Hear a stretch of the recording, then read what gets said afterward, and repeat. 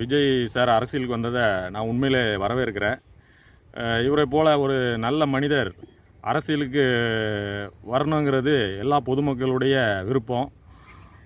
சில நடிகர்கள் வந்து அரசியலுக்கு வர்றேன்னு சொல்லி அவருடைய ரசிகர்களை ஏமாற்றிட்டாங்க. ஆனால் விஜய் சார் அப்படி இல்லாமல் அவர் வந்து அரசியலுக்கு வர்றேன்னு சொல்லி அவங்க ரசிகர்களை ஏமாற்றாமல் இன்றைக்கி அவர் அரசியலில் வந்திருக்கிறாரு. அவருக்கு என்னுடைய பாராட்டு. ஆனால் அரசியலுங்கிறது ஒரு கடினமான பாதை. ஆனால் அவர் வந்து மற்ற அரசியல்வாதிகளை போல்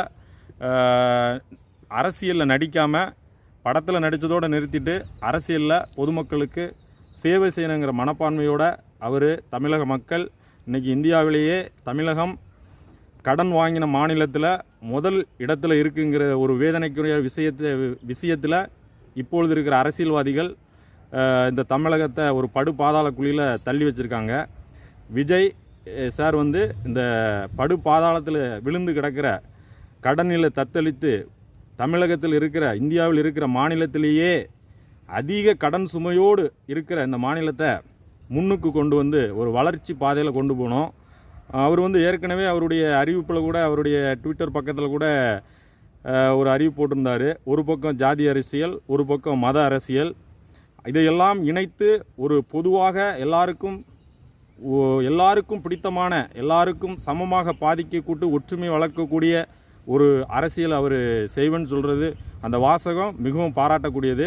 உண்மையிலே அப்படி அவர் செய்தார்னா அது வந்து அவர் ரசிகர்களுக்கு மட்டுமல்ல தமிழக மக்களுக்கும் அவர் வந்து ஒரு செய்ய போகிற ஒரு மிகப்பெரிய ஒரு மேலான பணின்னு தான் நான் சொல்லுவேன்.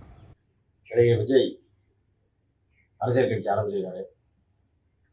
ரஜினி மாதிரி இல்லாமல் வருவேன் அப்படின்னு சொல்லிட்டு இருந்திருக்காரு. இது வந்து இப்போ கட்சி ஆரம்பித்தார். அதை பதிவு பண்ணுறதுக்கு டெல்லிக்கு பிரதிநிதிகள்லாம் அனுப்பிச்சிருக்காரு. அதே சமயத்தில் ரஜினி அறிவித்த மாதிரியே பாராளுமன்ற தேர்தலில் என்னுடைய நிலைப்பாடு எதுவும் இருக்காது, சட்டமன்ற தேர்தல் தான் என்னுடைய இது அப்படின்னு சொல்லியிருக்காரு. எந்தெந்த பிரச்சனையை எப்படி அணுகிறாரு அப்படின்னு வச்சு தான் விஜய்க்கு இந்த கட்சி வந்து மக்கள் மத்தியில் ஒழுங்காக இடம்பெறும். பல பிரச்சனைகள் இருக்குது. விலைவாசி பிரச்சனை, நிதி கொடுக்குற பிரச்சனை, மொழி பிரச்சனை, இப்படி தமிழ்நாட்டில் நிறைய பிரச்சனைகள் இருக்குது. அதனால் அவருடைய கருத்துக்கள் என்ன அப்படின்னு தெளிவாக சொன்னால் தான் மக்கள் மத்தியில் அவருக்கு ஆதரவு கிடைக்கும் அப்படிங்கிறது ஒரு பொதுவான கருத்தாக இருக்குது. விஜயகாந்த் எப்படி நிறைய துணிஞ்சு அவருடைய கருத்தை போல்டாக சொன்னாரோ அதேமாதிரி விஜயும் சொல்லணும் அப்படின்னு சொல்லி ஒரு எதிர்பார்ப்பு இருக்குது. அதை எப்படி நிறைவேற்றாரு அப்படின்னு நம்ம பொறுத்தவரை தான் பார்க்கணும். தூத்துக்குடி சம்பவத்தில் அங்கே போய் பாதிக்கப்பட்ட மக்களுக்கு நேரடியாகவே உதவியெல்லாம் கொடுத்துருக்காரு. அதேமாதிரி இப்பயும் தென் மாவட்டத்தில் மழை வெள்ளத்தால் பாதிக்கப்பட்டவங்களுக்கு உதவி செஞ்சுருக்காரு. இதெல்லாம் அவருக்கு மக்கள் மத்தியில் அவர் அரசியலுக்கு வர்றது ஒரு வரவேற்பு அளிப்பதாக ஒரு கருத்து இருக்குது.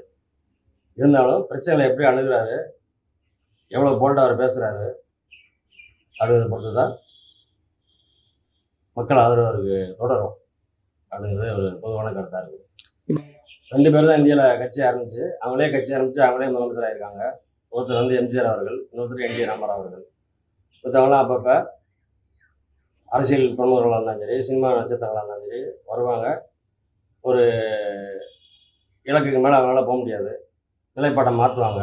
இதில் வந்து மக்கள் ஆதரவை இழந்திருக்காங்க. அந்த வாக்கு சதவீதம் படிப்படியாக குறைஞ்சிருக்குது. அதனால் எந்த வேகத்தில் வர்றாரு, எப்படி பேசுகிறாரு, கொள்கைகளோட கருத்துக்கள் என்ன, எந்த அளவுக்கு கருத்துக்களை வெளிப்படுத்துகிறாரு அப்படிங்கிறத பொறுத்து தான் வெற்றி அப்படிங்கிறத சொல்ல முடியும்.